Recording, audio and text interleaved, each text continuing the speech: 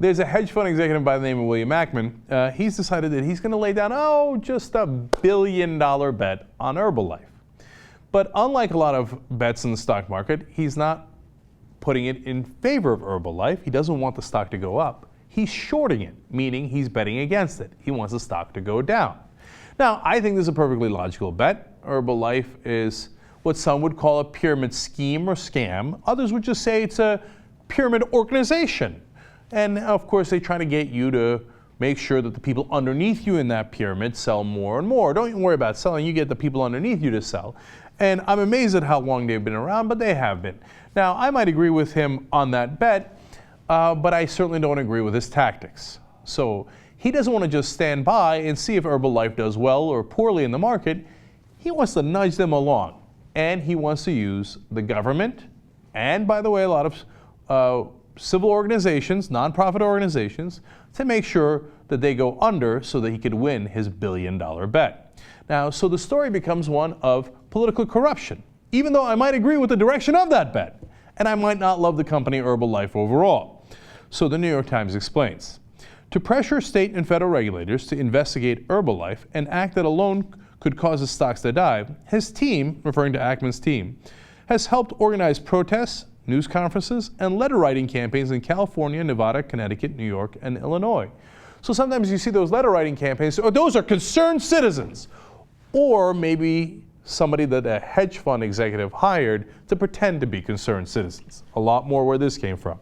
His team also paid civil rights organizations at least $130,000 to join his effort by helping him collect the names of people who claimed they were victimized by Herbalife in order to send the leads to regulators.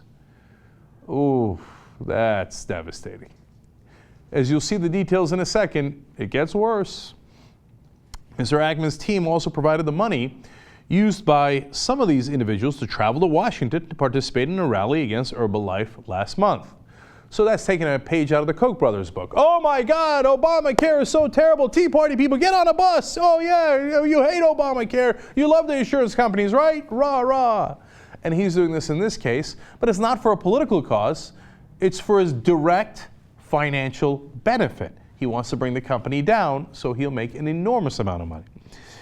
The advocacy groups have in some cases pressed Mr. Ackman's team and Herbalife to contribute more money in exchange for their allegiance. Oh man, that sucks. A top executive at United States Hispanic Leadership Institute informed a member of Mr. Ackman's consulting team in late February that he had already received $30,000 donation from Herbalife. He then solicited payment of the same amount from Pershing Square in exchange for the group remaining neutral. Pershing Square is the company of Ackman. Well, if that wasn't enough, we have the letter from Juan Andrade Jr. He's the president of the United States Leadership Institute, Hispanic Leadership Institute. He says, are you able to match the $30,000 we have received from Herbalife? If Herbalife says neutrality is unacceptable and wants their money back, are you able to replace it? In other words, who's going to bribe me more?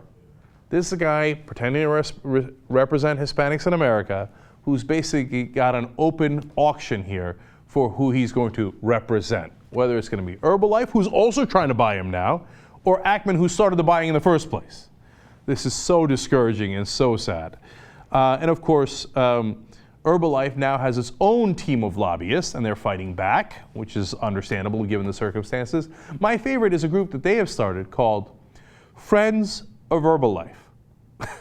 Who joins that group? That's a real person. You know what I'm saying? Like you're sitting in your house in Detroit or Missouri somewhere, you're like, you know what? I'm really a friend of Herbalife.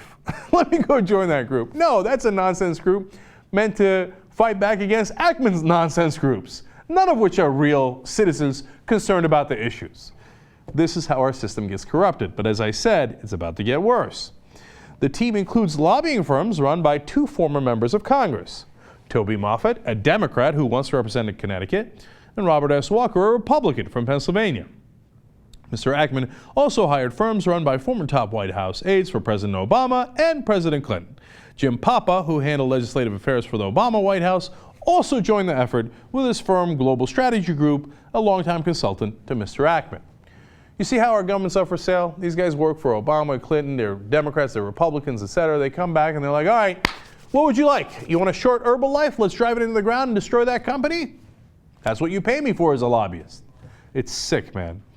New York Times goes further. Mr. Ackman's firm hired the lobbyist Larry Raske, who was an aide to Senator Edward J. Markey, Democrat of Massachusetts, when Mr. Markey was a member of the House.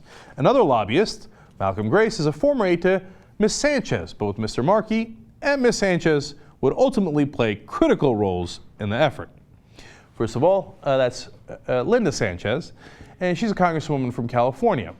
Ackman, who's unabashed and very public about his bet against Herbalife and his, all of his actions to bring the company down, once made the mistake of saying in public, bragging in public, about how he has a letter from Congresswoman Sánchez to the regulators saying you must investigate Herbalife. The only problem is the Congresswoman had not released that letter yet. That letter had basically been bought and purchased by Mr. Ackman, but not released to the public. So what did she do? When this came about, she backdated the letter. Oh yeah, I meant to make that public earlier. Sure. Now, Representative Markey, now Senator Markey, is actually one of the good guys in Congress, one of the very, very rare good guys. But this is an interesting story of how the system corrupts everybody. It's his former, top aide who's now become a lobbyist.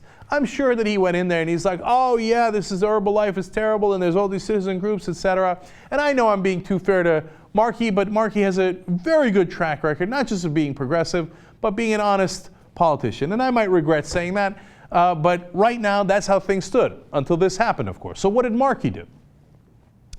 In Washington, Mr. Ackman's efforts bore fruit on January 23rd when Mr. Markey's office, which Mr. Ackman had lobbied himself and which had been provided with the detailed information about Herbalife by Mr. Ackman's team, sent letters to the SEC and FTC calling for investigations of the company. After they did that, what happened to the stock price? The very next day, down 14%. Now, that's a moment that Ackman could have cashed out and already made tremendous money by influencing politicians to send these letters, which then made him a lot of money. He didn't. Now Herbalife's stock has gone back up, and actually at this point, Ackman is losing money. And other huge investors like Icahn have gone on the other side of the trade, so it's unclear whether all this effort will succeed. But I don't really care who wins or loses in this particular bet. What I care about is the corruption of the system.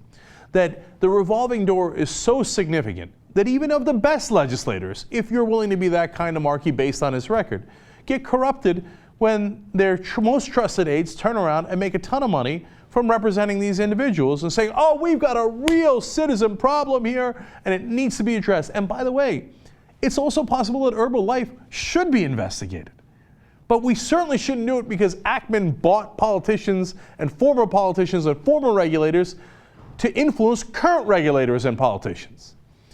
Finally, when you go to the state level, they had been lobbying one of the state regulators to take action because of how important this issue was.